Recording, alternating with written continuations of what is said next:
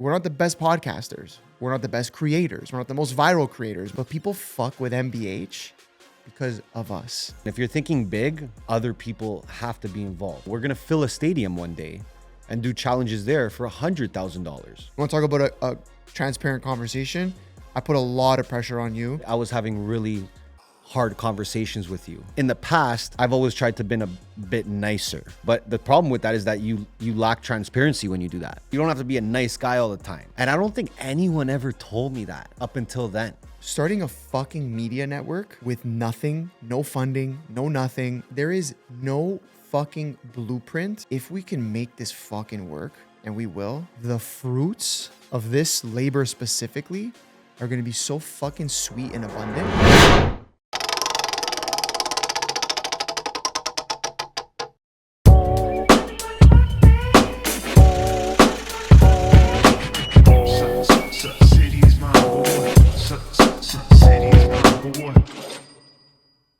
Welcome back to the MVH podcast, Money Buys Happiness. Guys, as always, we appreciate you tapping in. Whether you're on YouTube, whether you're on Spotify, whether you're on Apple, hit the subscribe button, hit the like button, give us 5 stars. We love you. Thank you so much. We're back. Host episode, baby. We are back. Host episode. It's gonna be a good one. Yeah. I got some plans for you. I'm gonna fix you up this episode. Okay. Okay? Okay. Fix you up nice though. I'm scared now. No, I'm gonna fix you up nice. I'm scared now. I think the first thing, we gotta talk about is Gary Vee. Yeah. Yeah. Yeah. A lot of people messaging me, how did that happen? How did that happen? How did that happen? Yeah. So let's first talk about how we got Gary on the pod, Yeah. right? Sure. So, it's been years in the making. I think it's been at least 2 years. I think it was New Year's of 2023. I think it was Jan 1st, 2023. He DM'd us both separately. Yes. And it was just like, keep going or like whatever. Crazy. Keep firing. Like out of nowhere on New Year's. On New Year's Day. The most impressive part about that is like with 10 million followers on Instagram, Yeah. he's looking at every DM. Yeah, which is crazy. He's tapped in. He said it. He's a what did he say? He's a social whatever. He's fucking like addicted to it. It's like that's like what he cares about. He cares about like what's going on social media. But he's culture. also so smart because he has his foot on the pulse. He's talking to creators through DMs. He's checking them out. Yeah. No matter what the size. Because he knows the game too. You can have 50,000 followers one day. The next year he goes to check you out. You have 500,000. Yeah. Right? So he's got a radar on. No, which is crazy. For creators. And like really 2023, like we were even smaller than we are now. Way smaller. So I remember we both got those messages. Yeah. And then I think we just hit him back and we're like, bro, we got to get you on the pod. Yep. And then what did he say? And then I think it was you. You connected yeah, with his. I was connecting with his team and, he opened up our DMs and he saw that we were tagging him for 10 years in stories. Yeah. Right. And then he saw what we were doing and he's like, yeah, let's connect you with our team. And again, 2023. And the way he sent the email, what he said was to his assistant, whoever it was, hey, blah, blah, blah. Let's get this podcast sorted for sometime this year. On Jan 1st. On Jan 1st, which is like that's his schedule for you. This guy right? said, Like he's planning the year. Within 12 months, we'll get this schedule. Right. So it didn't happen. We actually went to VCon that year and we got to meet him and just show our love more for him and just show him that, we're a big supporter of him. And, I think, what was it, 3-4 months ago? Yeah. We got the email. I think 3 months ago. 3 months ago, we got the email where it's like, hey, Gary's ready to do it. And the date is June 6th at 10 a.m. And I'm like, that's my birthday. I'm down. Let's go. Like, what are the chances of that? That part's crazy. Like and again, we didn't choose the date. Yeah. We didn't choose the time. We didn't choose the date. He just said, this is the time. This is the date. And it happened to be on my birthday. Which was obviously a crazy coincidence. But then I think the other just like insane part is like 3 months in advance, this day, this time. Yeah. And we were still scared he was going to cancel. Yeah, we were still like, oh my God, this is not still for sure. No, leading up to it for sure. Yeah. Well, because again, the guy's busy. You never know, right? Yeah. So, yeah. So let me ask you this. What was it like, being in VaynerMedia, being in his office, his headquarters in New York? Wow, super impressive. But what did you think? Yeah, for me, it was, obviously on one side, I was just super impressed and like, but I really didn't expect anything else. I kind of knew like this guy's a beast. What he's done in the media space is revolutionary to some extent. Mm-hmm. And I think for me, it was more motivation than anything, obviously, because we run a media agency, but obviously much smaller. Mm-hmm. But it gave me perspective on like where you can take it. Yeah. Right. And I think that's really what it was for me. So aside from, I tried not to walk in there because as we've done this podcast and, walked into rooms that I never thought we'd walk into or been with people I never thought we'd be with. At the beginning, when it started to get really hectic and like the people were getting bigger and bigger, I was walking in like sort of starstruck. Yeah. And and that took away from me like analyzing the space more. And so I think as time's gone on, I've got more used to it. I went in there less like, whoa, I'm in VaynerMedia, and more like, what the fuck are they doing in here? And like, especially because it's an exact business that we operate. So I'm like trying to just look around and like see how they have things set up and what's going on. So that's really what it was for me. It was just very much so like, whoa, this is somewhere we might be in the future, with neighborhood. That's how about for you? I mean, I don't think I would have been shocked if I seen anything, because I know how big he is, and I know all his goals and all his businesses. Obviously, it's beautiful to see because you're just there and you're like, wow, this is like 100 times what we have, or 1,000 times. Probably 1,000 times. Yeah. He has 3,000 employees just for the media side. I mean, he has offices all over North America. He said 60. He said 30. I think it was 3,500 employees, 16 countries. So do the math. Right? Yeah. So I was obviously impressed. But yeah, it was super cool to see. I think it was another moment for us to compare ourselves like we always do, right? When we see these big guys. What did you think about Gary? What did you think about Gary himself? I mean, we've met him before, but we've never had, and we've done calls with him before, but we've never had, I guess, an intimate moment for that long with him. Look, I think exactly what you see on social media is like what you get. Yep. I don't know, that's the feeling that I got. I feel like he was actually engaged, which I think when we've always said this is like his biggest strength is, like I'll compare it to myself, which is obviously a hard comparison, but like obviously I'm very busy with the businesses that we operate and my day to day and your family life and everything that you try to like sort of manage on a day to day basis. So sometimes when you're sitting in conversations, your mind is somewhere else, right? I know we all, especially you and I, probably fall into that category a lot. And I can say that this guy who has 1,000 times more things to think about when it comes to business. And he has a family, like his own family, like wife, kids, or, whatever.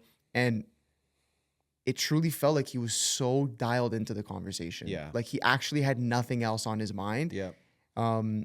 Which is a skill. For sure. Right. That I think he's mastered. So, what did I think of him? I got exactly what I expected to get. I got Gary Vee, the knowledge he spit, everything he spit was very Gary Vee. But I think when I looked at it and again, I analyzed it, I took a step back, I was like, whoa, he was so dialed in that conversation for like two guys who like, are really nothing to him. Yep. And meanwhile, he has all this shit that I know is probably in his mind, but he actually stayed so dialed. So like I took that away and I was like, fuck, that's a skill that I need to get better at. Yeah, I was literally like staring into his eyes for 45 minutes. And I would come across moments where the convo was like buzzing away and I was just staring at his eyes. And I was doing that for a reason, because I'm like, I'm literally seeing the passion and how real he is. Like the guy does not fake anything. No, I doesn't fake a thing. Not even one sentence in that podcast did he fake. So I think that was super impressive that, like you said, he just dialed in. But like for me, it was more like I looked right into his eyes. I'm like, bro, this guy's as real as it gets, And then, like you said, I think he has that ability to turn on and off whenever he wants, which is crazy. So it's a skill, man. Right? Like right after that, he probably had a massive meeting. Well, he did. Where he had his the girl was fucking standing outside waiting. 20 people outside. Not, hey, Gary, you done yet? Let's go, right? But again, I think it was everything we expect. We've been watching him for a long time, so I think it was everything we expected from him. How did that shift your perspective on what we're doing here at MBH? I was actually having this conversation with my girlfriend the other day, and like the craziest thing for me was seeing that he's built this agency, he said they're going to do $350 million in revenue this year. VeeFriends, whatever the revenue is and the size of that is, you know, he's invested in all these things. He has his restaurant group, all these things that he's in. And I was like, this motherfucker did this all off the Gary Vee brand. Yeah. You know, Yeah. he said their biggest, for example, with VaynerMedia, he said their biggest client is Pepsi. If I had to guess, being in the space, it's probably like $100 million contract for the year, somewhere between 50 and 100. Yep. Even if it's $50 million contract, bro, they're not with Vayner because Vayner's the best marketing agency in the world and they do things the best. They're there because Gary Vee is at the fucking helm of this business. Yep. And they want him. So like, put that into perspective to everything we're building, whether it's with Neighborhood, whether it's with MBH, like people like, and I'm realizing this more now when I look at it. And we've always said this, like, especially with Neighborhood, is like, we're not the best marketing agency. We're not the best podcasters. We're not the best creators. We're not the most viral creators. Maybe we're not the most creative creators.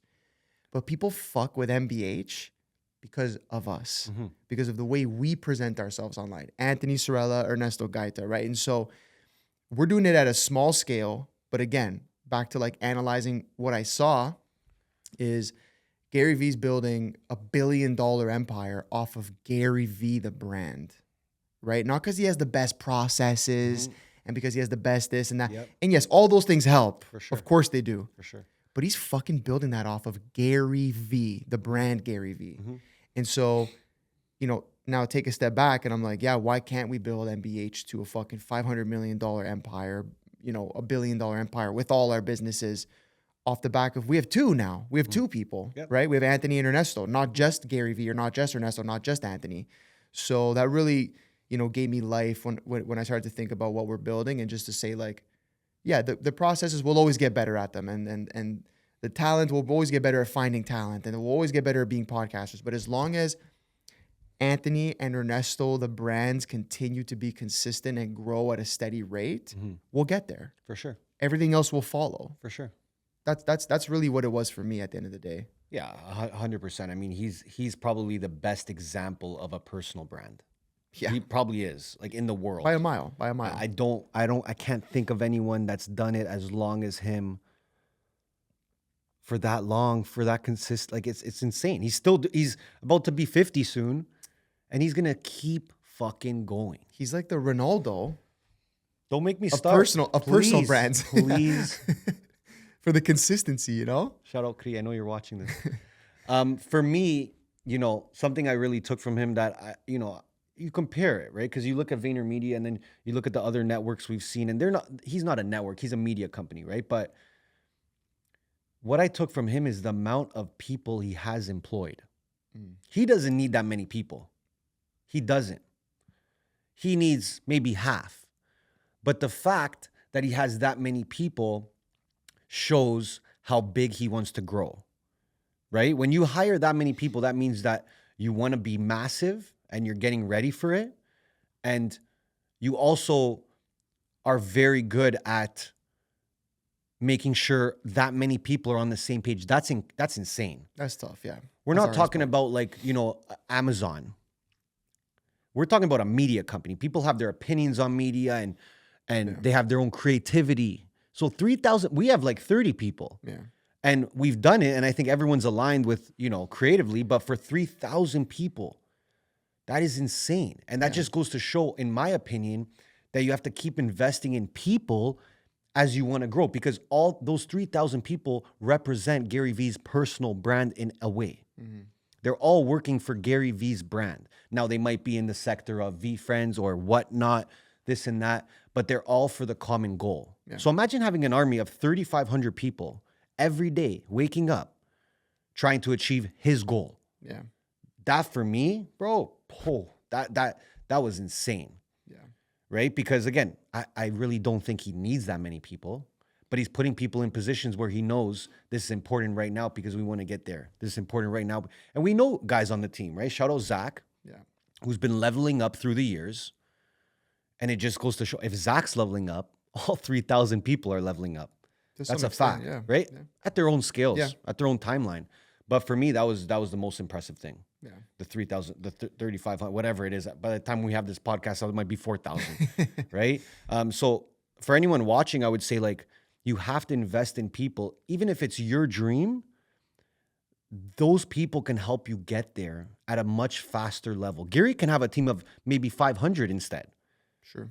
But he doesn't want to go that slow. Mm-hmm. He's on a time crunch right now. Yeah.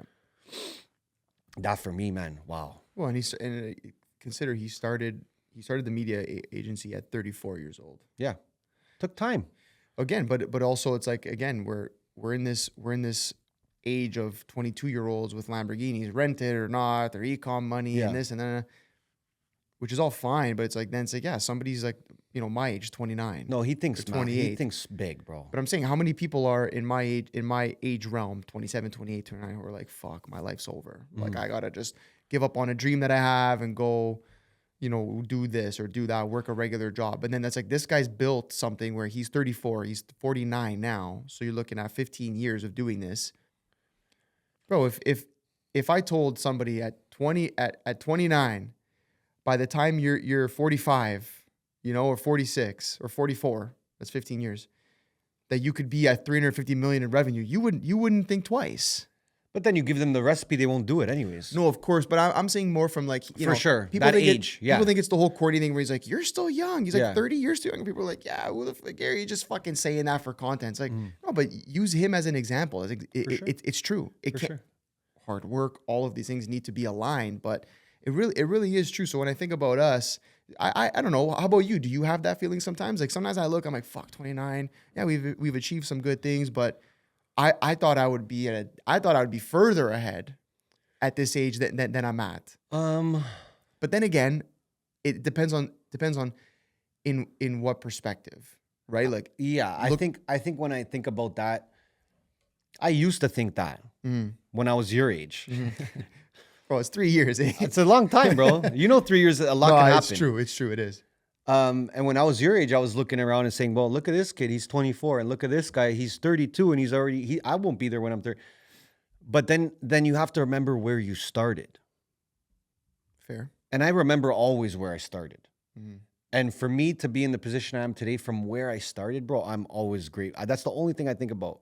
I'm always grateful because I could have taken another 2-3 different paths and been much worse, to be honest. So I don't let that stuff get to me. I'm actually just inspired at this point by that stuff. If someone's 26 and they're doing something better than me or they're making more money than me, I should probably listen a bit to what they have to say. For sure. I don't look at it anymore like that because, again, I've been up and I've been down and I've been up and I've been down. And it's like, I know everyone's like that. Everyone. So even that 25-year-old, 26-year-old, when they're 28, they might have a downwards trend. Yeah. Because they're building something again, right? So like, it's tough to look at it like that. But of course, for me. And I also think it's where you're going. Yeah. Right? Like, again, we're trying to build a fucking empire. Not just us personally making lots of money. For sure. Right? Like in our own pocket. So yeah, because then when I have a thought like that, I sit back and I go, okay, if me and Ernesto wanted to make whatever amount we wanted to annually, personally, we could with the amount of money that we bring in revenue on a monthly and annual basis. For sure. But we're spreading that to a team to grow them. Let's put it this way. If we ever did that even once, everything would be different. If we ever thought that way, even like for 1 month, 3 years ago, 4 years, everything would be different already. It's more of a mindset thing. And then what you're doing is you're actually, because everyone knows we do that. Everyone on our team knows we do that. Yeah. Right. And again, that's Gary to me, when we found out how many employees he has, kind of stamped that approval for us where it's like, yo, other people matter a lot. And we see it from the other direction where we see people that, can do very well and they could be very successful and they don't invest in other people. And what happens to them? They're just a one-man show. And then, as a one-man show, that can only go so far. Yeah. Listen, if you're thinking big, other people have to be involved, especially like in a marketing company or something like that, right? But shout out Gary, man. Yeah. Appreciate you for the time. I'm sure we'll do it again. I know you had a blast, man. Before we dive into some more personal and fun topics, of course, we want to shout out something we've been using and trying. It's been a legit game changer for us, especially in business and personal life. If you're someone that lives fast, pushes hard, but needs to stay sharp, Microgenics is worth checking out for you guys. They're doing things differently, bringing high quality, functional microdosing to people who take performance, clarity, and mental stamina seriously. That's us right here. Honestly, you know what I love about it? They're a Canadian company. Oh. You gotta love supporting Canadian companies, okay? Canada. Come on, man. Canada. Honestly, so just to give people perspective, they're a Canadian company and they specialize in natural microdosing supplements, okay? So they design it for focus, mood, mental stamina, and the whole thing is they try to create these things without there being sort of a crash or jitters. Because I've tried a lot of supplements, especially in the microdosing space, that you take them and like 20 minutes later, you're like shaking, right? So they specialize in creating these supplements that, help with all those things, but minus the shakes, the jitters, and the crashes. Which is like the biggest thing, to be honest. 100%, especially in our lifestyle and the way that we operate. We were just talking like, got to be dialed in like Gary Vee, right? It's like, I can take this stuff and work the whole day and be like solid. Calm and clear, baby. Yes. You might be thinking why this matters, especially to guys like us. But like we just said, okay, your mind is your command center. We were talking about it, organizing, categorizing things in your own brain, okay? If you're not taking care of it, everything else starts to crack throughout your whole life. Mental clarity isn't a luxury. It's foundation. This is something that we've learned past few years being in business, high stress, right? That's where this actually makes a difference. It's not just hype, all right? It's functional fuel for your mind.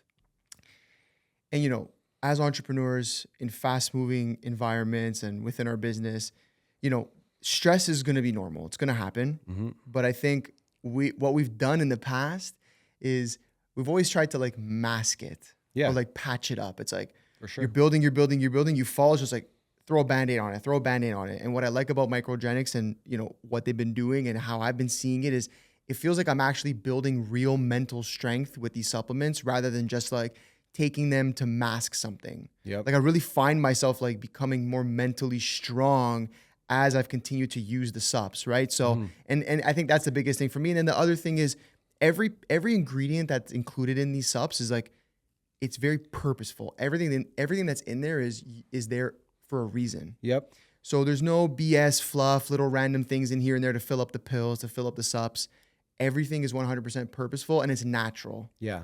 Which like, we've been on that organic, natural vibe heavy. You have to be. So, just the fact that it's been able to help me build real mental strength, but all the ingredients are natural, massive. And also just like changing the conversation around microdosing. Mm-hmm. It's not just like a fringe concept. This is why I really like Microgenics. They're leading the way on this, right?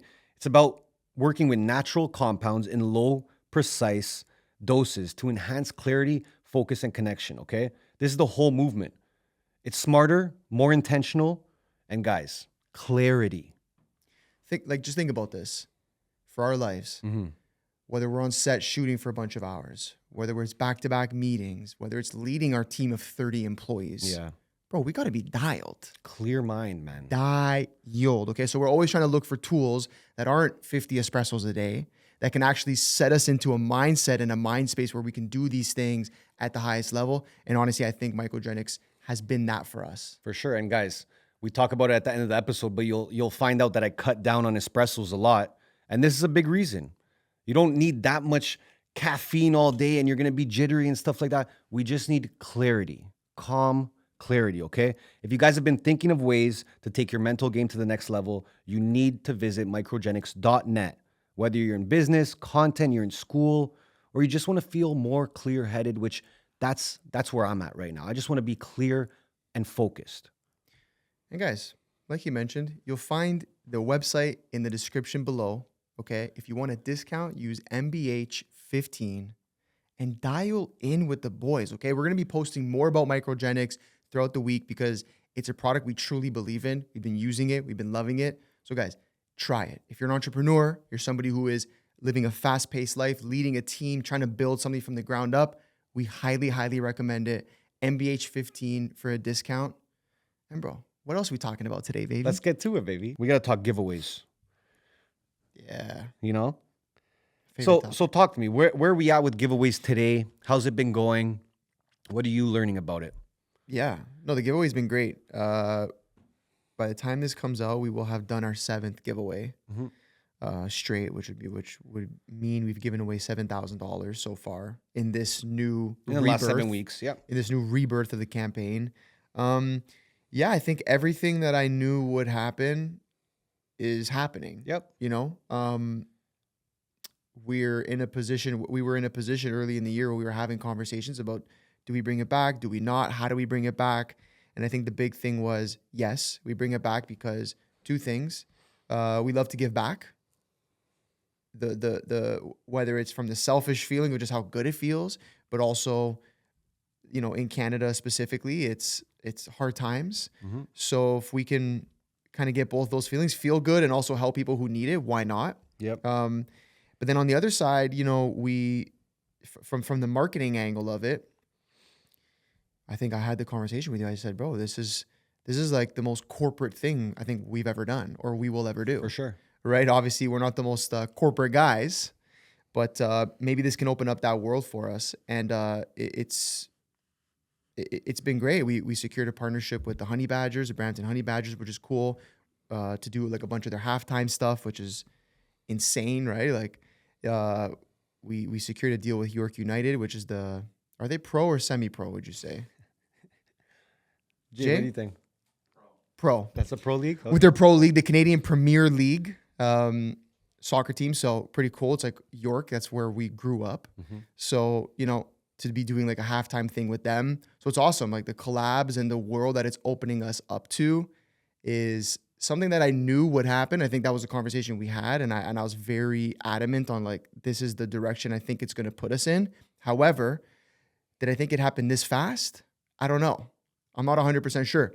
But the community, outside of all of that stuff, the community that we're growing because of it, 3,000 people on the text community right now after 7 weeks, and like people that are dialed in, like our DMs are flooded with people, whether they're saying, hey, come to this city, come to that city, or people just being like, yo, I appreciate what you're doing. This is sick. And then the people that actually show up to these things, whether it's for the challenges or whatever, they're just so cool. They're so genuine. Like they just feel like good people who are looking for some sort of community to connect to. So outside of the giving the money away and the challenges, it's sick because we're building this community of just like people who are just looking for good energy. Yeah. Truly, that's how I feel when we leave a giveaway and we've had all these conversations. Yeah, 100%. I think the reaction's been great. And you know, I'm one that says, you know, everyone's pissed off in Toronto and everyone's, pissed and stressed and, you know, there's tension with people. But then we do these and everyone's just so happy to be there. Like, you know, we never had someone pull up and be mad. Yeah. Which again, like we could expect, to be honest, right? But everyone's so happy. A lot of people, hey, I just wanted to come out, meet you guys, or hey, love what you, some people just come out and tell us they love what we're doing and keep doing it, right? So I think for me, it gave me like a breath of fresh air when it comes to just people here in Toronto, in Canada, Ontario, whatever it might be. And then the giving back part, obviously, right? If we can be those guys that give back and we're known for that, I'm completely fine with that because technically, I mean, I would say me and Ant have been giving back since we started working together. But this is just a way to really solidify that. And you know, when you're giving money, everyone's happy, you know, especially these big brands that are now approaching us. I'm not surprised, right? So yeah, it's been going great. We're going to keep doing it. We're going to keep growing it. Challenges, like the Brampton challenge we did that you guys it'll probably be out by the time this is out. That was so fun. You know, that was actually so fun. You get to hang out with real people, meet new people, network too. Like we're meeting people that, hey, like I actually do this in business, or I do this, or I do this. Like let's link up.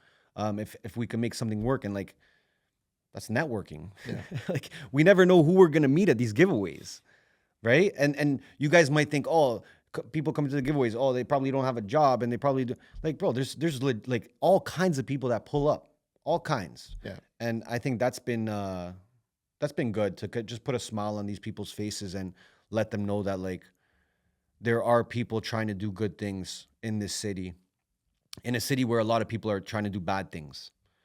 So I'm super proud of us for that. I can't wait to keep it going. It's gonna be good. And as time goes on, we're also getting better with the challenges, with the ideas that For we sure. have, right? Growing bigger challenges, bigger this, bigger that. So I think it's just gonna keep growing. Obviously, we have no plans of stopping. Nope. And yeah, like I'm excited because we're learning every giveaway. We learn a little bit more. Yeah, Like, how to do make it like better, this, try it like that. how to make the experience better, how to make it fun, how to get more people involved. And that's why we started doing the challenges, right? That's why we're going to have some online giveaways coming soon. We just want more people involved. We know it's tough when we're in a particular city or an area, not everyone can come out. But that's why we're going to plan a lot of stuff. And these collaborations with like Brampton, there are a lot of community events. So it's a chance for us to come out and just hang out with, everyday people and people that fuck with us. So yeah, loving it. With that being said though, text message community, guys, make sure you hop on. We're going to start making the hints a little bit more obvious soon so that you guys are on that text community, right? www.mbhlovesyou.com. Go sign up. We send 2 texts per giveaway. And that's where we're building our community right now. It might change in the future what we use, text messages or a group or whatever we might do.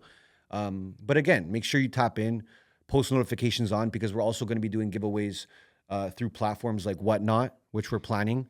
Yeah. So that's going to give everyone a chance to take part, because we know people watching are all over the world, and we appreciate you. So we're going to try and do some stuff that gets everyone involved, because we want everyone to win. I want everyone to win money all the time. It's gonna be sick. The stuff we have planned for Whatnot, we'll save it for another conversation, but that's gonna be insane. But guys, just get ready for bigger and bigger things. Like our plan is to build this text community to a very big place so that we could do we're gonna fill a stadium one day, and do challenges there for $100,000. We're gonna do a challenge. You win a Porsche 911. What are we talking about here? Porsche 911? You trying to win a Porsche 911? Yeah, I know you are. So. Like, tap in, guys. Yeah, this is just the start. This is just the start. We appreciate everyone that's been coming out and staying tapped in. Okay. We're going to have a little bit. I'm going to ask you some questions. Please. We're going to do some fun stuff, some more personal stuff, and then we're going to get into, we have some questions from our Instagram followers. Appreciate you guys. Anth, what's the biggest thing you're personally proud of right now? Not business. The biggest thing I'm personally proud of? There's a few things Pick I'm one. personally proud of. I mean, it's personal, but it also bleeds into business. But at the end of I've said it a few times, more on my personal than like on my personal socials and anything. But at the end of last year, after like a failed raise, I was kind of down in the dumps about myself, not just like about myself from a business perspective, like, yo, am I really that guy? And then that bled into like me just like not caring about my appearance very much and falling into sort of a dark place, like mentally, physically. And then it was September, end of August or early September of 2024. I'm like, nah, fuck this. Like, this isn't who I am. And I just went like athlete mode. And I just got in the gym, got right, got my mind right, got my diet right, got everything right. And yeah, I changed my body. I dropped 25 pounds. I'm like probably the fittest I've ever been, or close to it at least. I would say probably the fittest you've ever been, bro. And thanks. I'm trying, bro. I'm dialed the fuck in. Like maybe at one point you were leaner. Yeah. But right now you're the fittest. I'm the most jacked I've ever been, for sure. And that just bled into like, honestly, how I'm operating as a human. For sure. I have more clarity, and with clarity opens up just like parts of my brain that I feel like haven't been open for a long time. I stepped back into the CEO role of Neighborhood for a little bit, and I'm still here now, but built that up. And even outside of business, there's like my personal relationships with my family, my girlfriend, all these things that I've leveled up. I've just because when you have clarity, you make better decisions, you know? Yeah. And I think a big issue I had was time management. I was very bad at time management. That's for sure. I was, which is, again, it's like a good entrepreneur, growing. a good entrepreneur, or just even a good human, definitely can admit where, you know, where they might have shortcomings. And like I've leveled that up specifically more than anything. So again, whether that is for business or even my personal life, like we have been able to balance things now because my time management's on point. Yep. It's whatever, it can obviously get better, but that's a huge one for me. So, but it started with like getting my body right and my mind right, and then that opens up all these other doors, right? How about you? I mean, I remember like like maybe October to like January, like I was having really hard conversations with you, you know? It was one specifically. There was one where I really like, really had to like, I really told you straight. And I think that that's important. Well, you need, you know, because you have to remember something like, it's tough sometimes. And if you're a man listening, you know, a man in business, like it's very rare someone's going to tell you what's good. Like you're usually the alpha of the room, and you're making decisions, and you know, you're making power plays, and it's like, it's tough. And it's same for me as it is for you, you know, where it's like, and I told you that in the conversation where I'm like, bro, I want you to tell me straight too.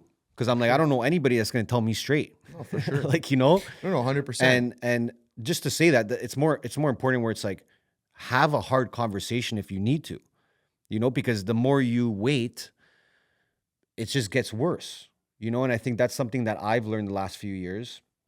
I think you've learned it too. You've been really good at having hard conversations, whether it's with me or other people.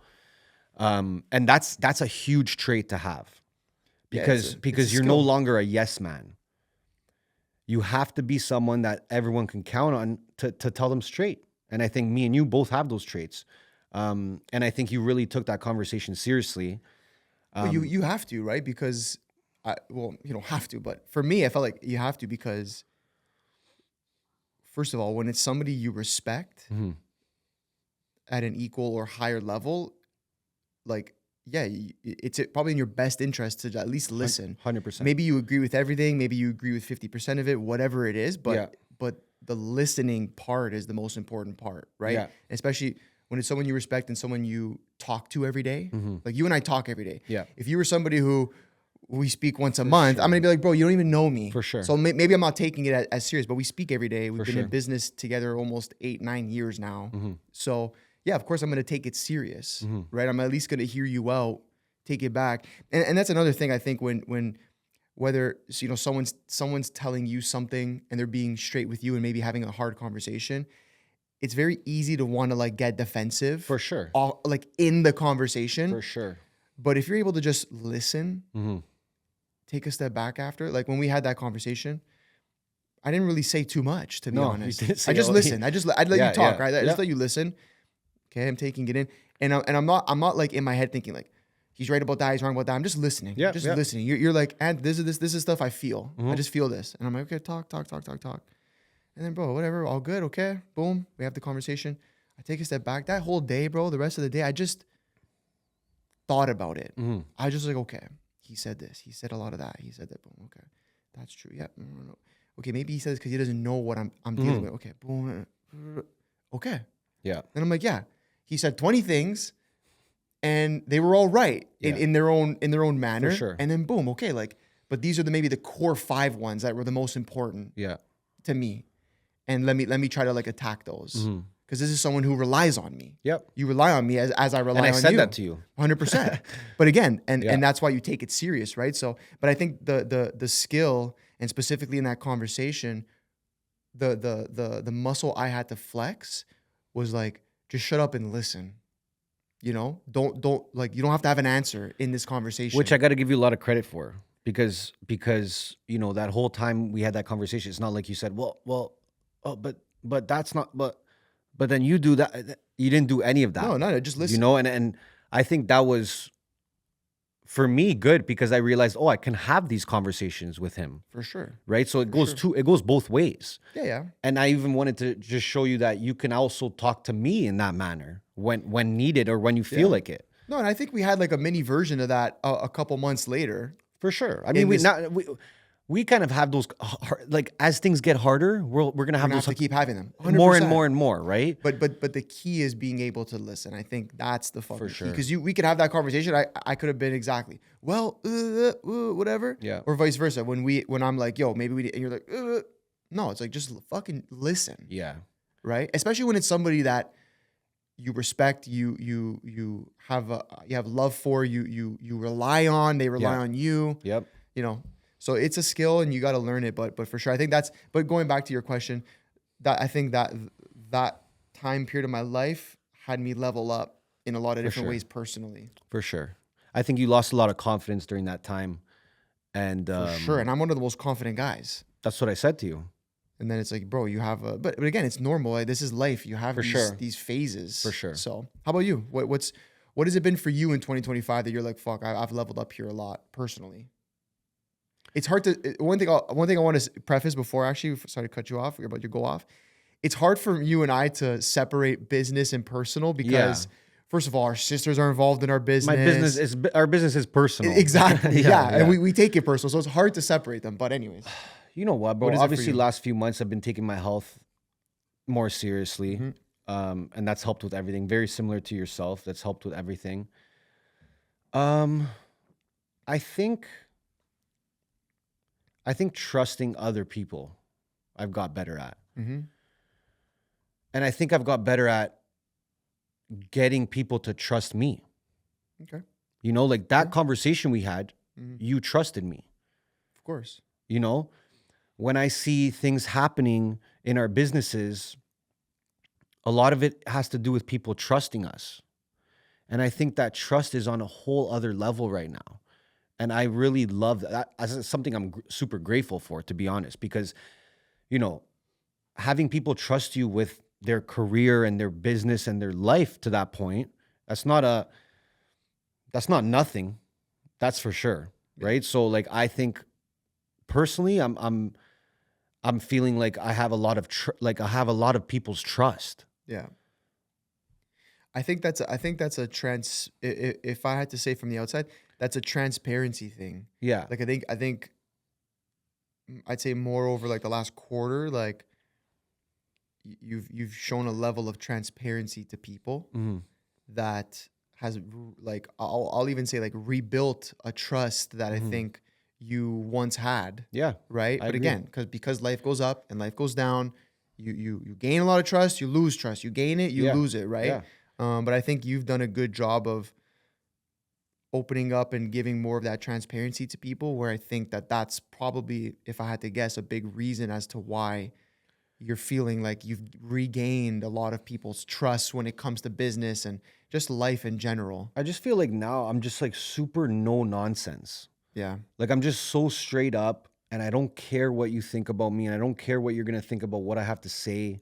Mm-hmm. Whether that's like a teammate, a client, a random person, I don't care. Yeah. Like I'm just at the point where it's like, bro, like I'm giving everything to what I do. And that's where that transparency comes from, because it's like, I don't care. Yeah. I really don't give a shit. Like I'm going to say something, I'm going to mean it, and that's it. And I think in the past, I've always tried to been a bit nicer, right? With my delivery. But the problem with that is that you lack transparency when you do that. Yeah, you're not being right. Like honest. if I came to you in that convo and I was like, well, Sorrel, it's like, why don't we just like, I got some ideas for you and I think it's going to help. And that's not me. Yeah. And I think I was trying to be like that for a bit, and just put other people ahead of me all the time, and not in a good way, in a bad way. And I realized like I have the power within myself to build that trust with people, to let people know I'm transparent. I think it's just, you know, even the people I look up to, like a Gary Vee, like a PBD, that's what they are. Yeah. They're super transparent. They don't give a shit what you think, and they build a lot of trust with people that way. And I really look up to them. Good delivery though. That's the thing. And I'm always working on my delivery, you know, and I think my delivery from when I started in this business with you till now is completely different, you know, and 1000%. it's something I'm always working on. But I think, to go to the answer, I would say I've built a lot of trust with people, and that's something I'm very excited about and I'm super grateful for, because that's what I've honestly worked really hard for, to gain people's trust. Yeah. You know me. Yeah. That's what I do. That's what I try to do anyways. What's the biggest thing you're proud of in business? The biggest thing I'm proud of in business. Like right now, today, June 12th, 2025. Yeah, I think, I mean, there's a few things, but if I had to pick one, it would be the fact that in January 1st, I stepped back into the role as CEO of Neighborhood, or stepped into that role. And yeah, Neighborhood is having its best year ever in its 6 years by far of existence, Yeah. by a mile. Yeah. Like, we're not even talking like, oh, we're 10% up. Like, No. we are a fucking ways away, and so much to the point that, you know, we're literally in the midst of finding our studio space similar to this warehouse that we have in Toronto, in Miami. Yep. It's something that we've spoken about for so many years, never been in the position to actually make that jump and make the investment and do it.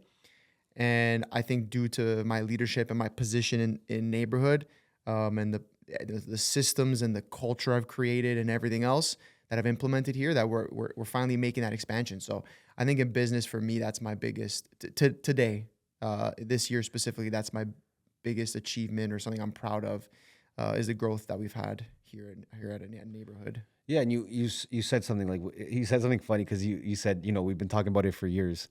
Everything we do, we've been talking about it for years. Yeah, exactly. Everything we do, we've been talking about it for years. Yeah. Take that in, guys. Yeah. Because we don't talk about it for 2 weeks. Sometimes we do when it comes to life, but we are very patient with our goals. Yes. We are very patient with our goals. If we said 2 years ago, hey, we'd love to have a headquarters in Miami, that's the seed being planted. Then we keep working on it. Maybe it doesn't happen, doesn't come to life right away, but we keep working on it, keep thinking about it. Yeah.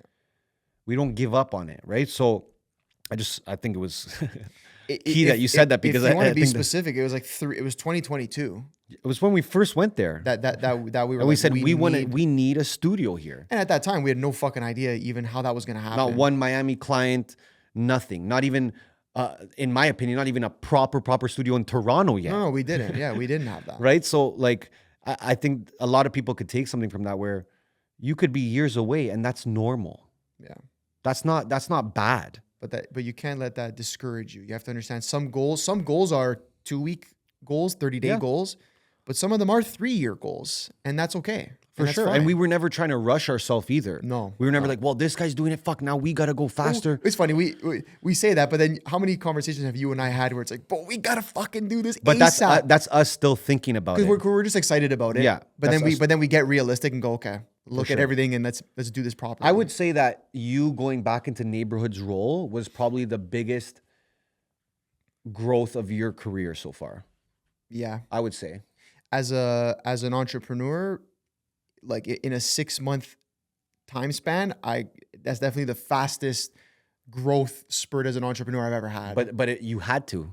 Well, I had no choice. That was the thing. Yeah, I had no choice. The pressure was on. Yeah. And you work well under pressure. Yeah, which you is do. a blessing and a fucking curse. But sometimes you like, then if you blessing don't have and a pressure, curse. you're kind of like, okay, It's a blessing and a someone give me curse. some pressure Yeah. here, you know? It is. But yeah, no, I'd agree with you. I think it's the same thing. Yeah. And for me, I would say, like, you know, again, something that takes years was the network, and we knew it. And I put a lot of pressure on you for that. Oh, bro. I put a lot of fucking pressure on you for that. Oh my God. The pressure was on. That's for sure. And yeah. It still is, obviously, for sure, everything. for but, sure. But I think at the beginning of the year, I put a lot of pressure. You want to talk about a transparent conversation? I put a lot of pressure on you. Yeah. But you were like, bro, okay, let's go. I pretty much said, I'll show you Yeah. this is going to work. Yeah. You know, which again, full transparency is like that stuff happens because, you know, the way me and Anth work are like, we're not working together all the time. Cause like he said, he's the CEO at Neighborhood. I'm the CEO at MBH TV.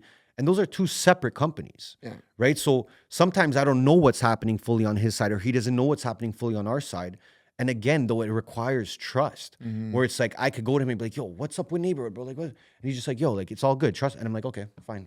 Yeah. How many times have that happened? Yeah. And vice versa, same yeah. thing, right? So I would say the network, because fuck, like I'm just so passionate about it, and I believe in it so much. And we worked so hard for, let's say, 1.5 to 2 years.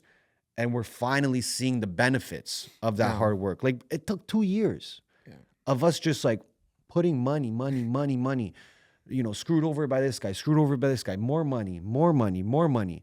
And you have to remember, like, yeah, I had the pressure on, but I wanted to make it work so bad, and I knew it would work. And it's not like it's working completely. We're not Barstool right now, but I'm super proud of where we are with the network right now.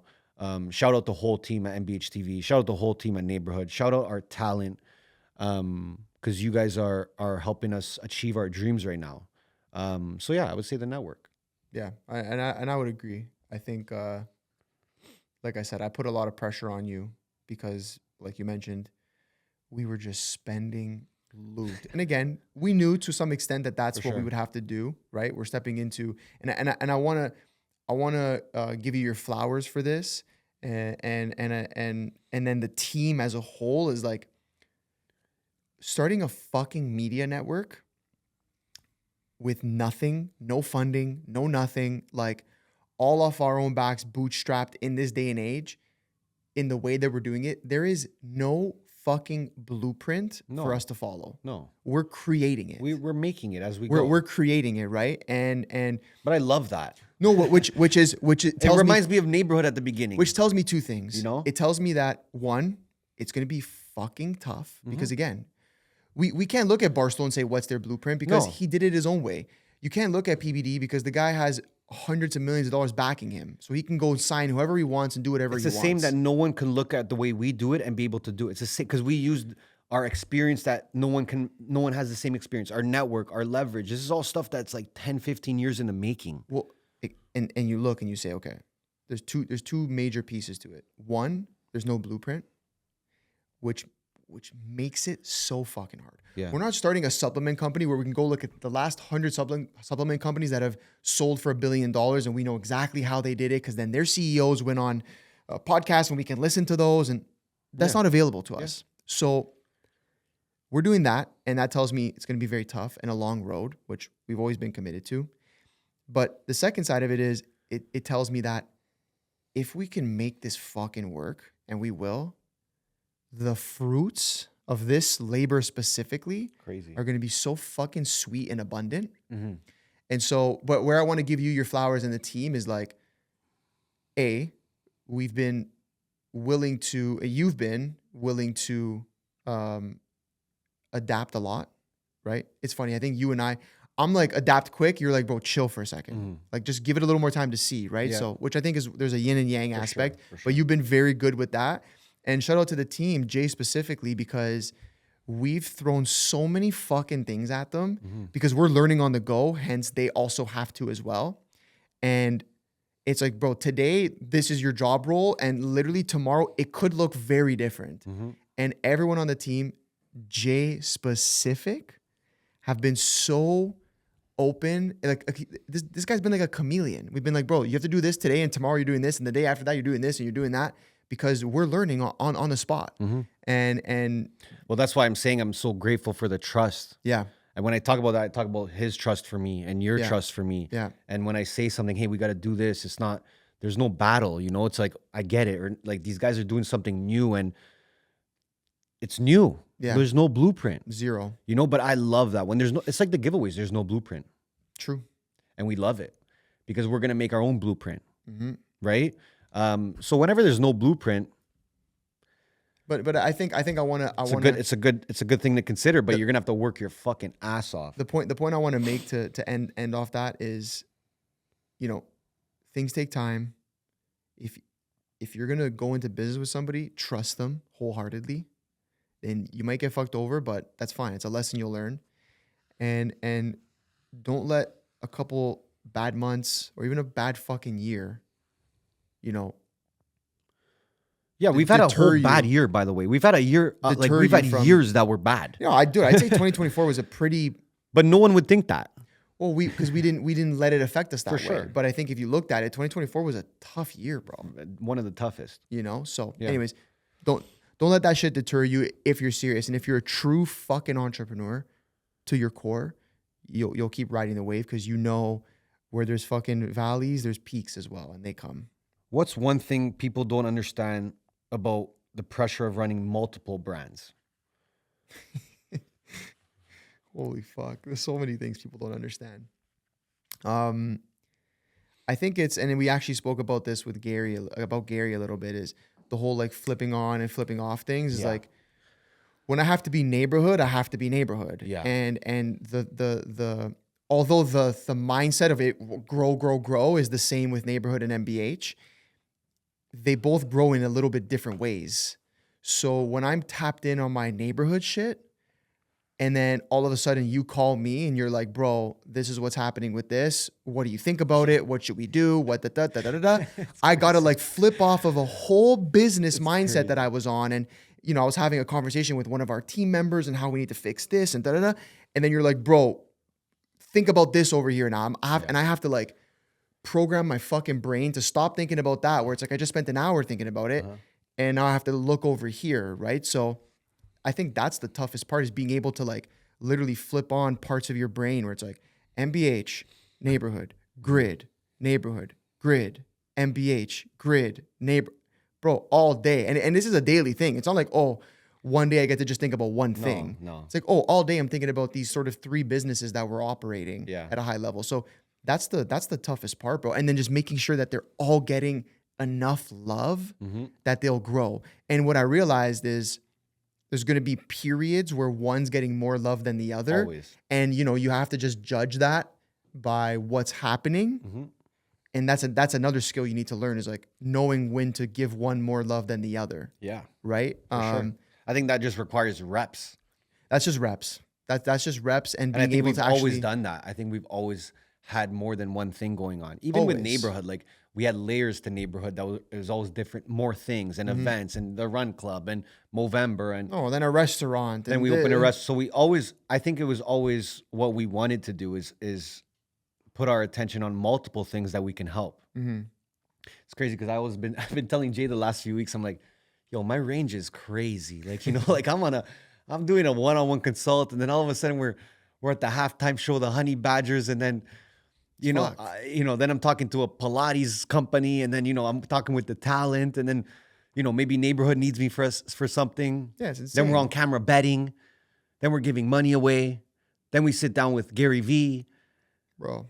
It's like, but I love it. Yeah. I love it. Yeah. Right? What's exciting, it's fucking rough, but you got to be organized. It's what keeps us it keeps us amped. Like, it's what keeps things exciting. The baseline exciting. is organization. For sure. Because if you don't have that, you can't even think about all those things. Yes. Right? I have my brain categorized. Yeah, at this point, yeah. Where it's like the turn it on and off kind of thing, right? You have to. Yeah, 100% I agree with you. This is funny. We'll both answer this. Okay. But what did you see in me when we first met? 2 things. I saw somebody that wanted to build something as much as I did. Yeah. You know, it was...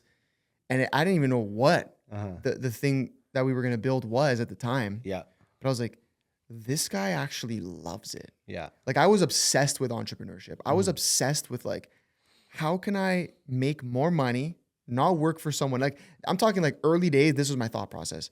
How can I make more money, not work for someone else, make my own decisions, come into my own office every day, and build something that, like, when I look back and I'm fucking 70 years old, I'm like, holy fuck, I built this empire. That's a pretty like specific, you know, fucking outlook on life and goal. Yeah. And bro, when I met you, it was like, okay, cool, we're in the same industry. But then when I started coming to your little office, your fucking like 200 square foot office, I was like, and we would have more conversations and more conversations. And at the time we were doing events, but we would both have ideas of like, how do we make this bigger than an event? How do we make it from 3,000 people to 5,000 people to 10,000, maybe it's a festival. And I'd never found somebody in my inner circle or even my outer circle that thought with that much intention about building something bigger than them. Yeah. And bigger than just a nice paycheck. Yeah. And I think that was the biggest thing. That was the first thing. If I felt like you were obsessed with it the way that I was. So I was like, okay, that's a good sign. This guy is obsessive about something that I'm obsessive about. Okay, that's a good sign. Then it was the consistency of literally, and it happened natural. It wasn't even like, hey bro, we're going to link up every single day. Monday to Friday at the office. It was just like, I would wake up or whatever. And then, you know, whether you hit me and you're like, bro, you coming by the office today? Or I'd be like, bro, I'm coming by the office today. Yeah. It just became natural that we were both like, we need to be at the office today to work together. To make a flyer. Yeah. And the thing is like, we didn't even like, we had no formal business agreement, no this, we just like trusted that we wanted the same thing early on. Right. So you had an obsession about the same thing that I did.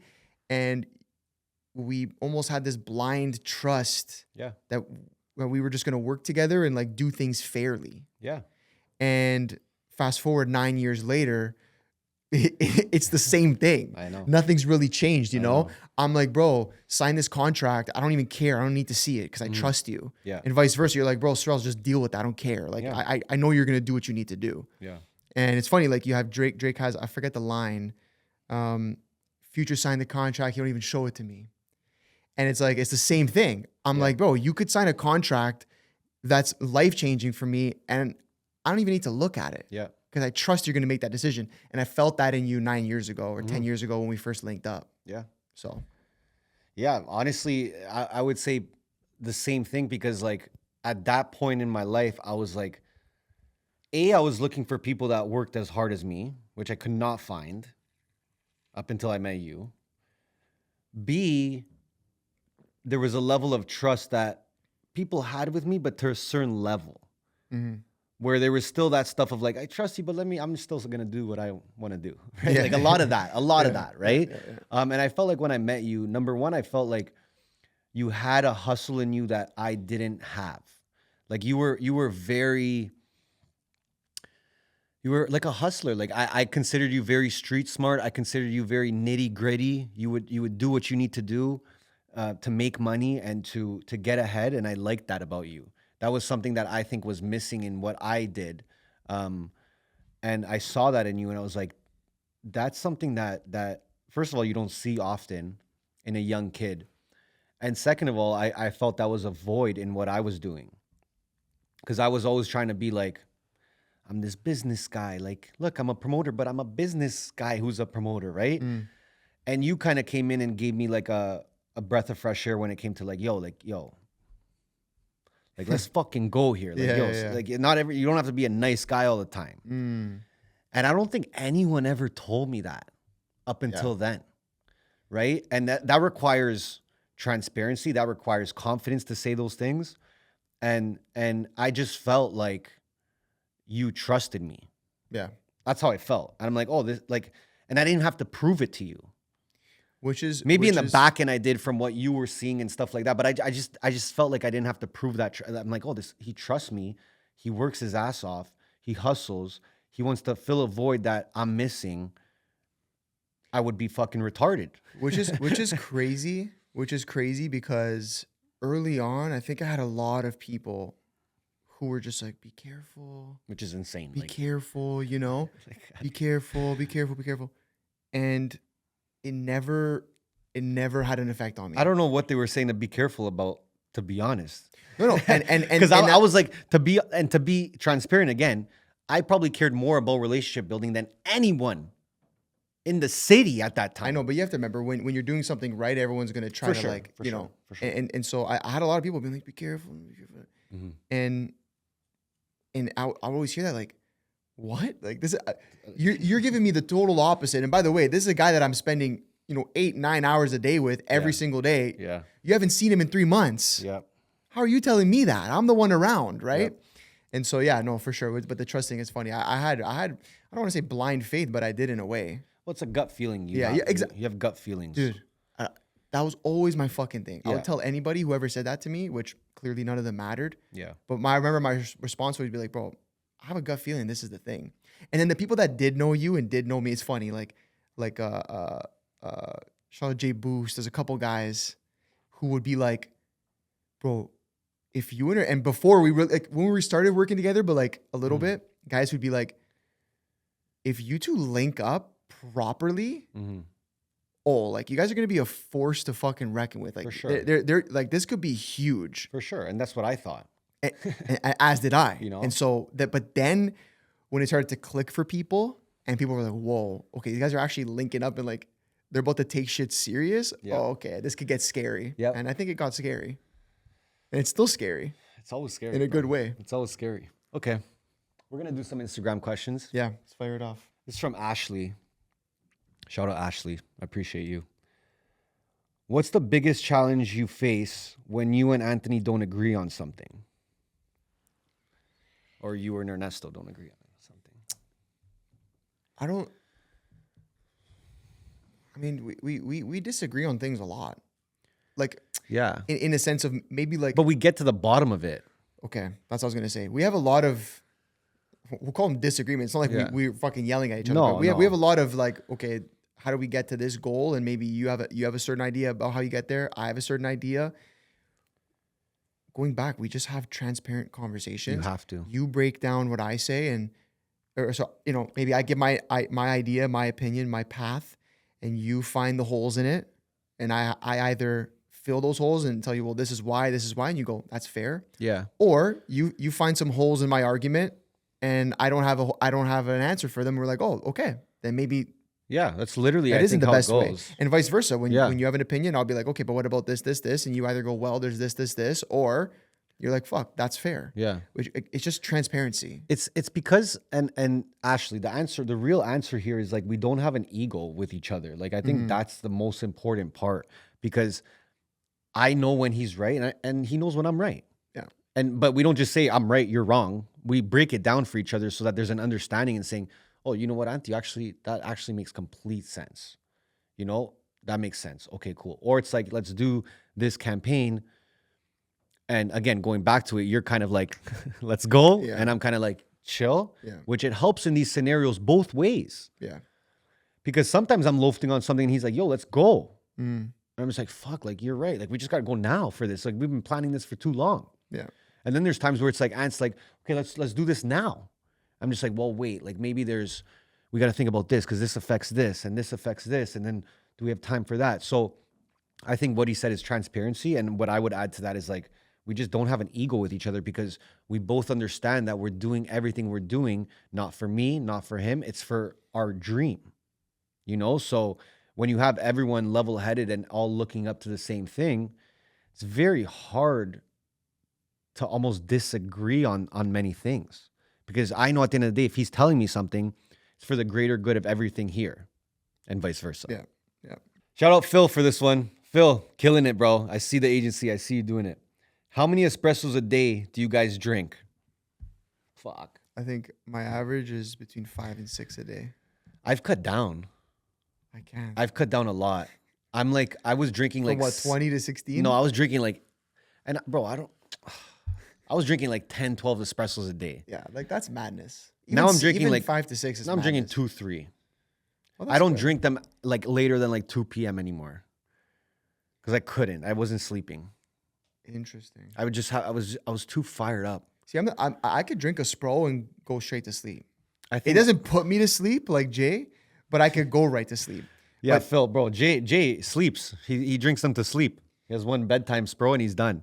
I would say my average, I'd say is 5. It's 5 a day right now. Mm-hmm. But that's because we have the Spro machine in the fucking office, man. It's like when I get up to stretch my legs from the fucking desk, I may as well make a Spro.